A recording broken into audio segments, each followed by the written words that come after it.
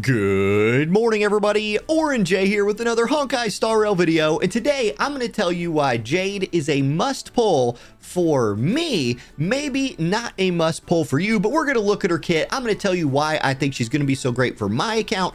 If these things apply to your account, maybe she's a must-pull for you as well. So let's jump in and talk about Jade a little bit. Now, to start things off, I really want to talk about my account. Like, I want to set this video up by showing you what I'm dealing with, because Firefly was my latest pull, and I'm actually doing pretty good on Stellar Jade after those pulls. I'm at 1400, so there's a lot of potential for my account to go after another character, and I'm picking Jade. One, because she's next, and two, for this reason. My account is very heavily fire right now. Firefly, Gallagher, MC as a tank, and I know you can pivot him to Harmony, but I still use his tank form a lot. Himiko is my girl. That's fire, fire, fire, fire. I have this like beastly mono fire team, and if I'm ever fighting something that's fire element, I'm good. For everything else that I fight, I have Auronnj, and I know she's like useful against everything in the game, and that's been great. I really am sad for people who don't have her. Then my account falls to Sparkle. Sparkle is a quantum type Harmony character. She is a god, but I'm having a little bit of a difficult time kind of building this second team that I need to start doing your Memory of Chaos level things. I need something to tie it all together. For DPS characters outside of my fire people and Auronnj, I have Little King, who I've used a lot on this account, and I'm gonna try and like start using her again. That's it for Quantum. That's it for Quantum, and I have the makings of a really nice Quantum team if I can pull Jade, because Jade and Sparkle will go so well together, I think. If you look at Sparkle's ability, her talent right here, when Sparkle's on the battlefield, she boosts everybody's damage, we know that, but Nocturne, increase all allies attack by 15% when there are 1, 2, or 3 Quantum type allies on additionally increase quantum type allies attack by 5, 15, or 30%. So if you can stack quantum type allies with a Sparkle, you are off to the races. Now, I wish I had like a Fu Xuan. I think that's how I say her name. I might be waiting for her banner to roll back around or another quantum character, but I'm looking at building out a quantum team, and this is how I want to play. And it's been a theme of honkaistarrail for me personally, is I've had the most fun with this game, and again, this is my third playthrough of the game, and I'm now to the end, playing with characters that I want. Like Himiko, for example. Forever, everyone has told me how like trash of a character she is. I know she's on a bit of a resurgence right now with like her usefulness in the end game, but I just love playing this character. Obviously, Auronnj is a game changer. I've loved using her, and now I really want to use Jade. So let me pull up a little Jade for you right here. Hold on, I closed the window I was gonna put on the screen. Let me reopen that real quick. Here we go, Jade. Okay. First point, and maybe one of the most important points, is honkaistarrail is a beautiful game, and Jade is a beautiful character.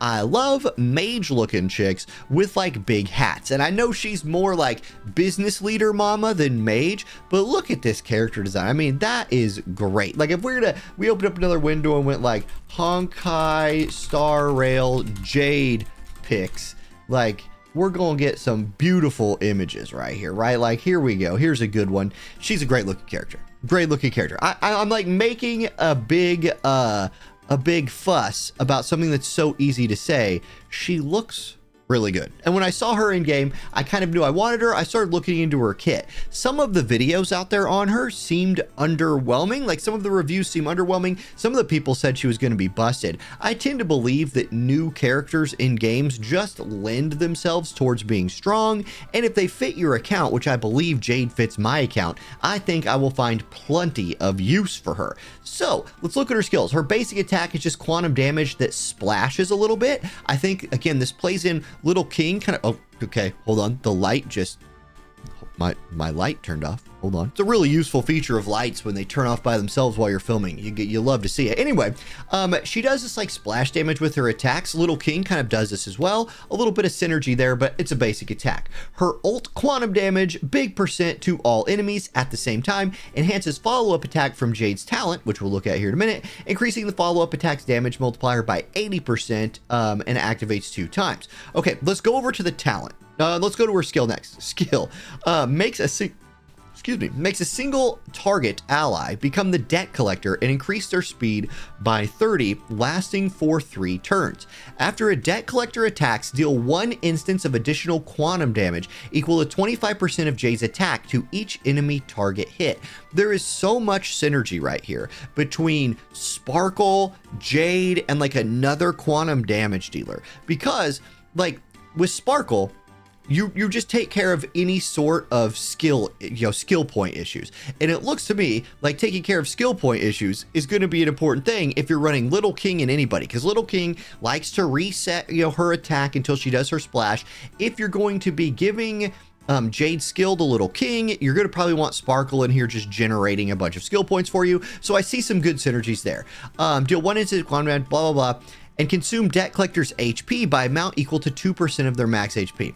Like 2% max HP consume, whatever. If their current HP is insufficient, reduce it to 1.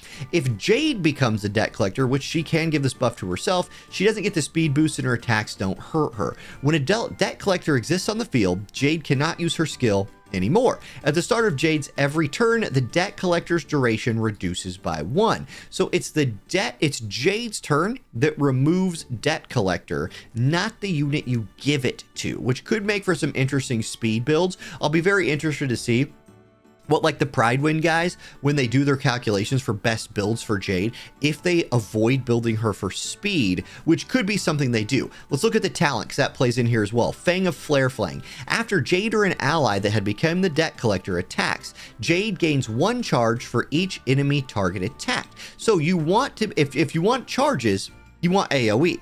So if you're using somebody like Little King, you want her splashing, right? Okay. When charges reaches 8, consume 8 to launch a follow-up attack 1 time, dealing quantum damage equal to 100% of Jade's attack to all enemies. This follow-up attack does not generate charge. This right here, all this combined, makes me think you want some like another damage dealer, maybe quantum, maybe something else. Sparkle seems really useful.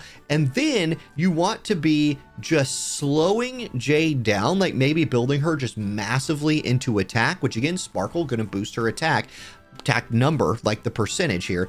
And then just let the debt collector pop off. Like that seems such a fun place. It seems such a fun, easy to pull off team combo for me, that as I was reading through her kit today, I was like, boom, I'm gonna make a video and say I'm going for Jade. Then when launching her talent's follow-up attack, Jade immediately gains 5 stacks of pawned assists, with each stack increasing your crit damage by 2.4%. You can stack that up to 50 times. And that seems to help me think that like in longer fights where you have a boss and some ads, once you've cleaned out the ads and the boss is the only one left, hopefully by that time you've gained a lot of your stacks by like splash damaging and getting her, her follow-up attack to trigger. And now you're sitting at what, 50 times, 100 and gosh, well, almost 120% boosted crit damage. I love this. I think she's going to be very, very strong. Now, I'm not going to dive too much into like her traces or anything like that. Quantum damage looks really good. Attack percent, effect resist. Notice there's no speed from her minor traces at all. Her major traces: when an enemy target enters combat, Jade gains 1 stack of pawned asset. When a debt collector ally's turn starts, Jade gains 3. So definitely you want reverse repo. When the battle starts, Jade's actions advance forward by 50%. This is really good. So this again leans to me, meaning that you don't build her super into speed, because you want her to go soon. Like when the battle starts, you want her going quickly, but then you might not want her going as quickly again, because she's going to be removing her buff and have to rebuff it. So you kind of want her like going quick, buffing some, maybe this is how I'm kind of envisioning it. Going quick, buffing somebody, letting them just pop off. She's getting her stacks, throwing up her follow-up attacks. And then, you just keep reapplying it. Maybe that's her loop. Asset forfeiture. Each stack of the talent's pawned assets gives her an additional 0.5% attack. Notice again, no speed in here. There's go quick. When the battle starts, she goes 50%, like 50% of her go cooldown is used up. So she's going to go early, but not often. And then Eidolons, for me personally, I really only look at about E1, because that's about as deep as I ever get, and my Sparkle's the only E1 S rank character that I have. So the follow-up attack damage from Jade's talent increases by 32%. This seems very impactful. After the character with Debt Collector uses an attack and hits 2 or 1 targets, she gains 1 or 2 points of charge. Her E1 seems absolutely OP. You can get her more crit rate here, but you can probably find enough of that through gear. And then you're just getting skill up, and then it's getting to a point where like that's too much wailing for me. So what I'm going to be doing is looking to farm some of this ascension material. I'm nearly done building out my Firefly. Then I think I'm going to be ready to come in here, start pre-farming Jade a little bit. And I haven't spent money in a gacha in a while. It's been a minute. It's been a minute. So my budget's pretty good for my gacha games. My Firefly, I'll show you where she's sitting at. I have a decent set of gear on her. Decent. You can see here's my stats. Like my speed's at 155, which that's good. Break effect pre going into battles at 175.7. We're getting there with Firefly. There's really only a couple pieces of gear I need for her. And then finish out her traces, which I'm getting very close to done there. I'm ready for another character. I think Jade's going to be my girl. I've proven to myself with this account that I can save, I can be patient, I can build out my 4 stars and kind of play with them and enjoy it. And now I'm enjoying building out some new 5 stars. Okay, so let me know how you guys feel about Jade. Let me know if you're going to be pulling her. If you have different opinions on how she's going to play, I'll be following a lot of Pride Wins guides and then probably y'all suggestions. Some of you give me really good tips on Honkai Star Rail, which is a game that, man, I still think, like, I'm playing Zenless Zone Zero right now. I think it's good. I think Honkai Star Rail is a better game, but I'm a turn-based guy. Okay, I'll catch y'all in the next one. Peace.